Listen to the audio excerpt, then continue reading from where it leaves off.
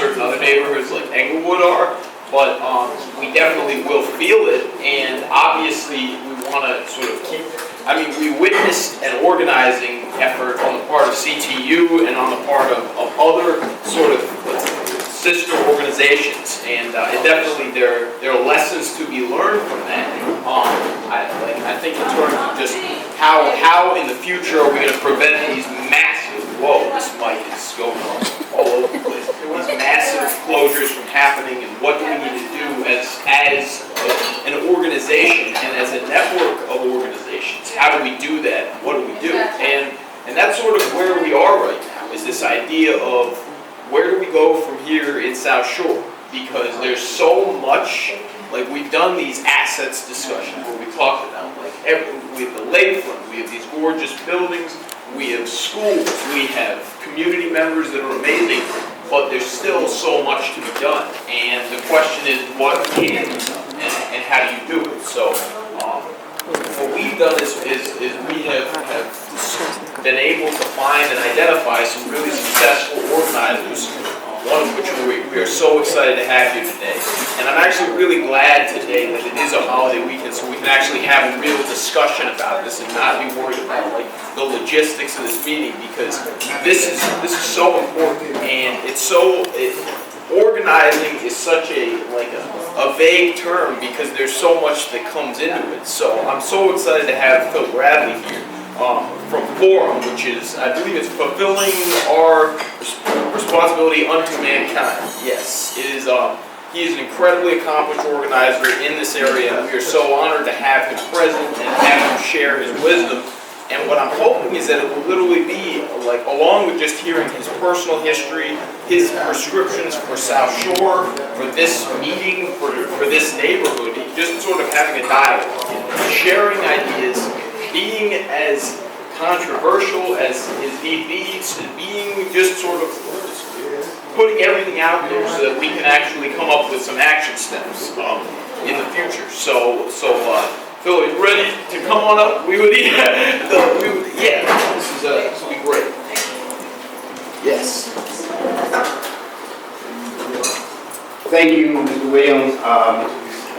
I've been in this area. I live on 7351 Coles for 18 years. I had an agency at 7510 Saginaw for 15 years. We moved to 200 East 75th Street in the Greater Grand Crossing area. The larger space, just to have other service area.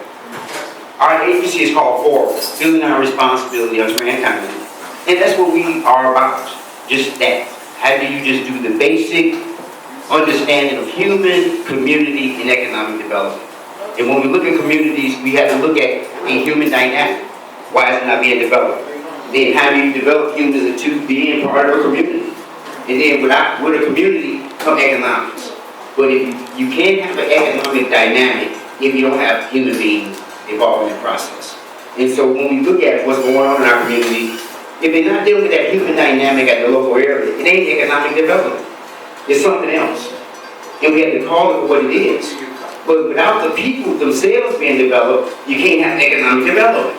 Somebody else really got to come in and do something that you can't do. And that's when it starts looking crazy. But what we do at Forum, we teach character development. We've been working with Chicago Public Schools, DCFS, Department of Human Services, working with the youth population, as well as working with the adult population. One of the reasons why I even got a chance to speak, I was asking Billy, I said, do you do the crime statistics? He said, yeah, we do it. I said, well, at the last meeting, you didn't mention that. I said, you can't develop a community to address crime. And we can't just not discuss the crime. We don't look at the particular crime, because the particular crime will tell you exactly what the problems are. But if you don't look at it statistically, you will start to look at the wrong problems. When you even look at the crime statistics, the average crime is committed by an adult. But yet, if you read in the paper, children get such a bad rap, they're the #1 criminal, public enemy #1. But the crime statistics show they're over 21 years of age. They're 30 years old. They're 40 years old. They're somebody's parents. They are parents. And so the children take off the chain because the parents is off the chain. Because they got children that's off the chain. And so We keep trying to have youth initiatives, which is good, but the youth really would get involved if they had a parent initiative, which is not going so good. And so we look at both parts, the youth dynamic, because they are the future, but the present citizens who's responsible for the youth and building the future. And so it works hand in hand. One of the things that we did a thing called Project Change. Change means creating healthy alternatives through nonviolence, guidance, and education. We use this curriculum for the Chicago Public Schools for the exposure program called the SMART program. We did the SMART program for 10 years, and had 93% of those participants finish the program who was going to be expelled, and they did commit future infractions only because we educated them on how they made the mistake in the first place. And most people never educate you on how you made a mistake, they just punish you for making a mistake. And you make a mistake over and over again because they never explain to you how you made the mistake in the first place. And that's what parenting does, supposed to do. And when they don't, they keep making the same mistake over and over again because nobody explained it to them. But one of the things that with community development, you have to know why you're involved in this process. And that's what should be your motivation. I was asking a young lady, I said, why did you come? She said, well, I got an email and I came. I said, you know what, that's about as simple as gonna get. And I wish more people just get an email and show up. You know, I wish it was that simple, but it takes sometimes for other people a little bit more than that. It's knowing why I'm in this process. In order to be highly motivated, you have to know what is the goal. Why are we doing this for these people? What will these people gain? Even these people we think are the bad people, why will we do this for these people? What will these people gain? But in order to start from an intelligent premise, you got to start with, who are these people? Who are the people in the 7 wards? These are children of God and American citizens. And as long as you keep that in mind and build everything around, these are children of God and American citizens, they're not even acting like it. At the end of the day, those are children of God and American citizens, and you got to build a solution toward that end. And how do we look at a community that embraces children of God and American citizens, even if they don't know they are that? Because they will be the benefactors of it. And so it's starting from that premise. And so when we look at government and look at communities, the citizen is the most powerful entity in the process. And we generally say it's the machine or something else, but it's the citizen. I ask people, I say, what is your role in your community? What are you doing? And many times we just think being the resident is the power structure. No, that's one vote. And your vote has power, but in every community there are so many precincts. Because when you look at government, it's 6 levels of government. United, union, national, state, ward, state, county, ward, and then the precinct. The precinct is your smallest level of government, where everybody can be accountable. But in every ward, you have so many precincts. I think in the 7th ward, we had 43 precincts, but we only have so many precinct captains who's responsible for so many people. And without the smallest level of government in place, everyone got to complain to the ward office, and they say, man, she ain't catching on, she ain't listening. You say, well, who would they really complain to? The block club president, which is on that part of that process, but the precinct captain. It's not just a political tool, because that's how they use it now. It's actually a very scientific citizen tool. On every block, we always pick somebody who we think is the most honorable resident who's going to help solve our problems. On my block, there's a young man named Will Smith, who's trying to get permit parking, doing different stuff. He's going out of his way. In Albany, you never met, but it's people that do that kind of stuff, and he should be a precinct captain. People go to him all the time and talking about how to solve a problem. He seems like the most responsible person on the block. But it's knowing that the government process, you have to be responsible for the whole ward. So you need so many people who volunteer to do this. Many times we supposed to be appointed. I think they say, she ain't appointed nobody to do it. She ain't appointed nobody to do it. She ain't appointed nobody to do it. No, government is a volunteer act motivated by love. I will be the precinct captain if they appoint me to do it or not. Because if we keep waiting to be appointed to do it, it may not get done. If we keep waiting for somebody to point out what to do, it may not get done. And so one of the things in community organizing is actually painting a picture of what the end result should be. Who are the people we serving, and what's the goal in the end? One of the things in looking at the areas is actually, I don't know if you ever been to like an amusement park, and they have all the rides and how you get there and what's the locations. Well, this community, we need to paint a picture of what exists and what do it look like now, and what would it look like after we fill in all of the gaps. What's the dream? What's the goal? What are we after? What would this end result picture look like? Because if people don't have a vision, they will perish. So you have to have a vision for people to say, we want something there. So as we're talking to people, we really talking about the same thing.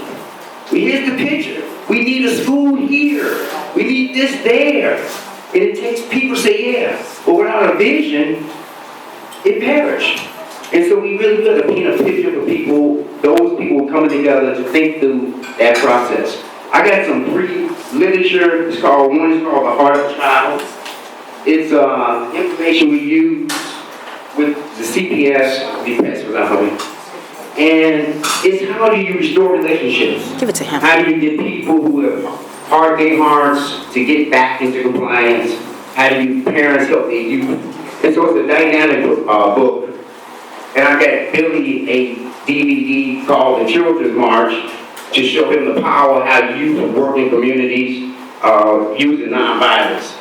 But with Project Change, there was an optimal word that I used called nonviolence. Do anybody know the 8 steps to nonviolence? No, don't. No. Do anybody know the 8 steps to nonviolence? No, I don't. Okay, how many steps is it to NA? 12 steps. Yes. Could you be sober using 8 steps? No. Okay, could you do it doing 5 steps? How many steps is it? 12. How many steps to nonviolence?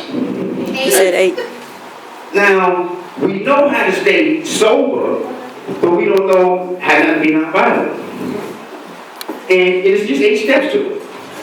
And we have to be mindful. They built a major monument to Dr. King in Washington, 33 feet high, and all he taught was nonviolence. And nobody knows the 8 steps of nonviolence. And you can't do something you don't know nothing about. The first step in nonviolence out of the 8-step process is observation. To make an observation. And one of our biggest problems in our community is we have a no-snitch clause, which means you can't make an observation. And if you can't make an observation, you can't stop the violence. The first time we saw when people could make an observation was during slavery, segregation, racism times, because you couldn't tell what you saw. And the lynching and the killings went on. But as soon as some people became nonviolent and say, I won't say what I saw. And then you can start addressing problems because you would say what you saw. But we live back in a climate that you can't tell what you see. And violence continues. Every time I read the paper on Monday, they talk about 5 killed, 15 injured. They go through the whole scenario. Found no suspects. Every week, no suspects seen, no suspects found. The violence continues because they can't see a suspect. And when we in a community like this, the first thing is all the time is making observations. People on the ground, tree fell down, violence over. Just keep making observations.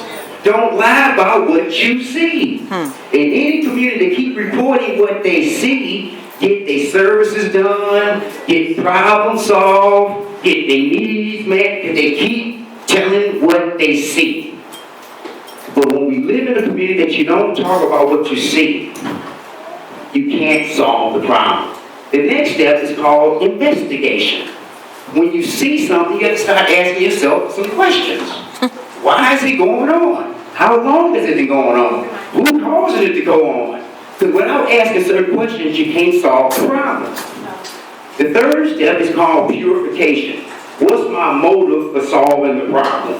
Because if the problem makes you angry, well, anger don't help you solve problems. So you have to get your anger out and get your volunteerism in. Because sometimes people are so angry, all you can do is go sit down. You know, they so mad that they won't be motivated. So you have to actually get certain energy out of you so you can go do it. The other is called recommendation. After you see it, you ask some questions, you check your motive, now you can make a recommendation. But the biggest thing with a citizen, if you didn't see it, if you ain't asked no questions, and you're motivated, what would you recommend in solving this problem? And most people making recommendations and didn't see it, didn't ask no questions, and maybe you're motivated, but they got a recommendation. And that's called violence. After you understand giving a recommendation, and if people don't understand it, in order to be nonviolent, you now have to go educate them. Educate them on why they don't understand an intelligent recommendation. Just like she just saw it on the internet, came out. Everybody don't do that. So then you gotta go educate them. You need to come out, even if you just saw it on the email, okay? And you educate them, but if education don't work, then you have to do a thing called demonstration.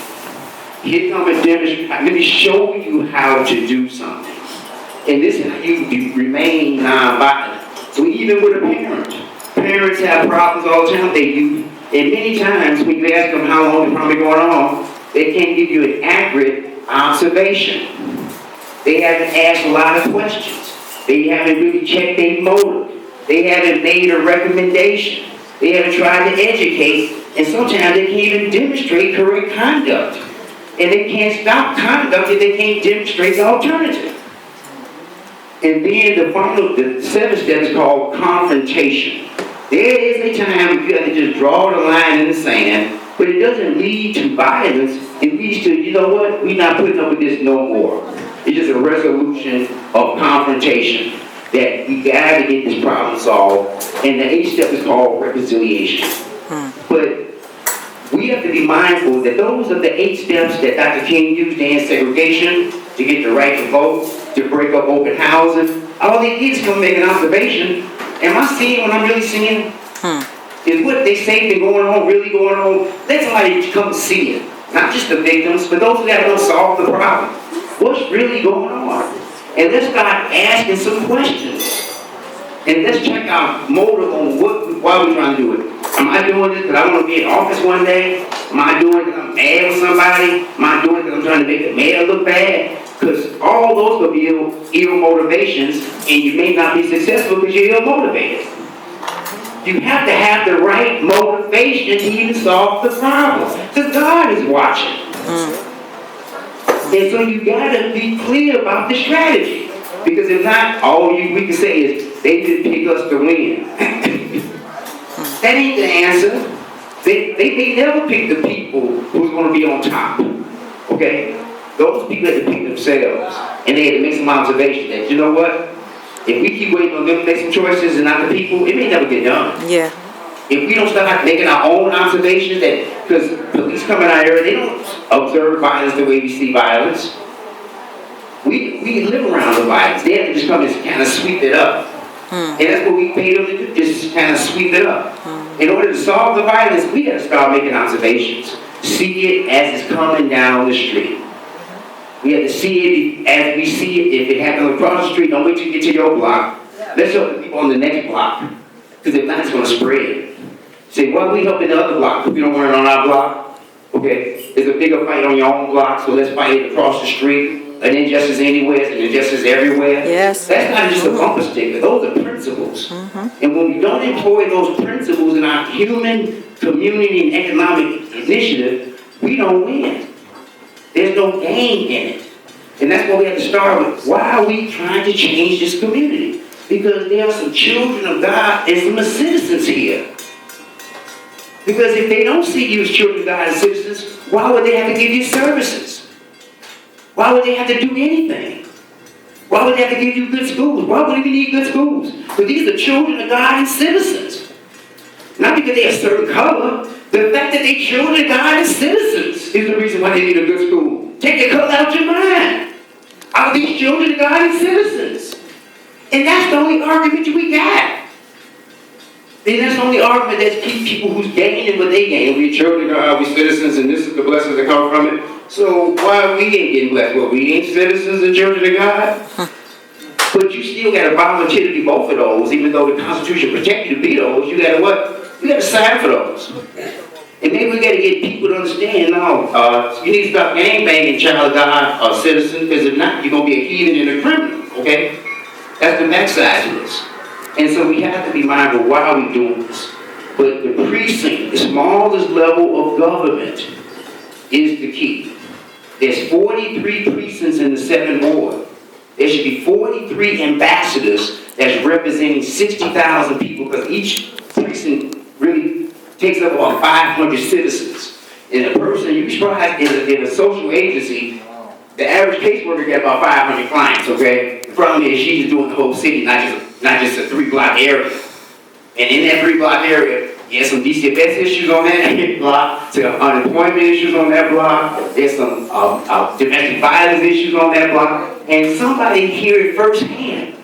They know Ms. Jones. So even when the police go to Ms. Jones' house, you know what? But I know Ms. Jones. And when I talk to the commander about Ms. Jones, because she do need some credible witnesses who are part of a neighborhood, and she needs some other services other than a police action. They need domestic violence counseling. And that precinct captain needs to go talk to that ward person called the alderman. And if you get 43 people meet with the alderman on a regular basis and know 500 people, because even sometimes the alderman don't know 500 people in their own ward.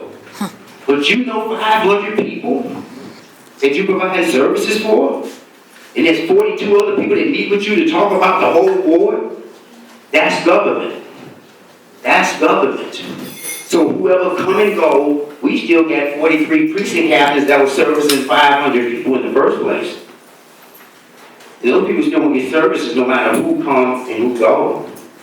But if you don't have that level of government, we wait for who's coming, who's going, and I don't know if y'all been around. Whoever came and went, stuff ain't changed. Okay, I don't know if y'all been keeping up or not. Stuff ain't changed. I don't care who came, who went, but we still wait for someone else to come after the last one went. And at the end of the day, it don't matter who keep coming and going. What is the citizen doing? We don't want to live on the block 18 years, 20 years. They only get 4 years at best if we like them. If they lie to us, okay? but who getting duped? The people that live in 18, 20 years. Wait for somebody to do what they have to volunteer to do in the first place. Just acknowledge that everybody's just a child of God and a citizen, and we can these services just on that alone. And if you don't see them acting accordingly, just know they need an education. And what do that process look like from a citizenship responsibility? To get them involved in that process. And so that's community organizing. It's first accepting you deal with humans. And if they're not being human, how you get them, it's called characters. When people have character, they become a community. With community, you can build economics. But you can't build an economic structure if you don't have human beings. It doesn't really motivate you. Can you repeat that one more time? You can't have an economic... You said from a community of love. Right, you have to have humans, which takes character. And from character, you start to build communities. Because from character, that's what motivates you to say, other people need to have what I have. And other people need to be about what I'm about. I'm about the truth. They need it too. Let me go give it away. But you got to have it to give it away. So one liar ain't going to get somebody else to participate in the truthful process. It takes a truthful person to do that. But it's still having character. So human development leads to community development, and community development leads to economic development. And this is the process. So when you see communities, and I was sharing with some youth, because we teach them how to work with lawnmowers instead of a landscaping business. And they said, why we got to go to class, Mr. Bradley? Why we got to go to class to use a lawnmower? I said, okay, let me tell you why. Past Western, all I see is stores, nice streets, stores. When I get on this side of Western, and you know now you're on this side of Western, that's the first thing. Yeah. As soon as you cross Western, you know you'll cross Western. True. No store, blanket bait, lot bait, make it for miles and miles and miles and miles and miles. On the other side of Western, for miles and miles and miles and miles, for miles and miles and miles. It's stores, stores, stores. I said, they been to some type of school to learn that. They had to sit down and listen to somebody to do that. And on this side, we just think, I'm gonna open me up a store. Like you're gonna imitate what's on the other side of Western, and it may last 6 months, 6 days, 6 weeks. I said, 6 minutes. I said, son, you gonna go to school to learn how to work a lawnmower. We brought in people from Lowe's, from their department, from lawn care. Come in, show them how to open up the box. Show them how to pull it out of the box. Show them how to pull the lever without breaking it. Because all these things can happen on this side of Western. And we can't get it out of the box without breaking it. Okay? Can't put it together. Can't put it together. All this is necessary for you to get this landscaping going. And the thing is, they caught on. They like, you know what, Mr. Bradley, on this side of Western, ain't nothing but broken. You're right. Maybe, okay, and after a couple weeks of actually sitting down, looking at a lawnmower without touching it, and just reading instructions, just read the instructions before you use something. That's what they tell you in the first place. Just follow these instructions. And we keep trying to run a business without following none of the instructions, and surprised that it don't work when we put our hands on it. And they read none of the instructions. Now they cutting grass for free, because they practicing. They ain't getting paid yet. We ain't gonna get paid for practice. Practice makes easy. And so now they practice, and now even someone say, man, before I need to keep practicing this right before I go into business. I wish more people said that. I need some more information before I think I can even take the show on the road. I'm glad. Ain't nobody put you down. You in the what? Finally, you just accept some stuff. Now, maybe you now, the starting point of genius. What you can and cannot do is the evidence of intelligence. But if you can do something that you can't, it won't do what you can, how smart could you be?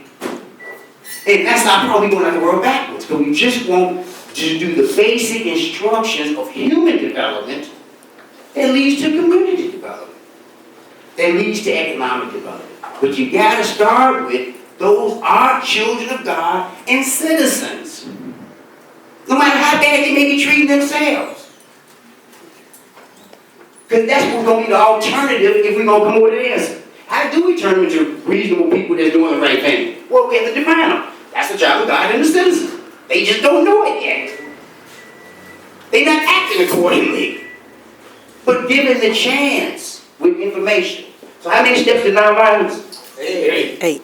Can you do it with 5 steps? No. Now, just to show you what I'm saying, they did a program over in Israel with the Hebrew Israelites here, and they had a big old brochure, and they said, we're going over to Israel and teach them the 6 steps to nonviolence.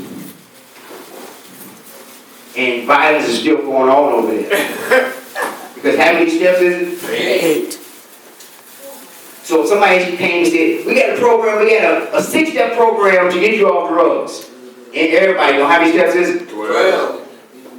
But if you didn't know there was a 12-step program that works for free, all you have to do is volunteer to follow the steps. But if you don't know there's 8 steps to nonviolence, all we can keep doing is say, stop the killing. Hey, what you gonna do? Just tell them to stop. Don't do it. Say no. But how many steps is it? 8.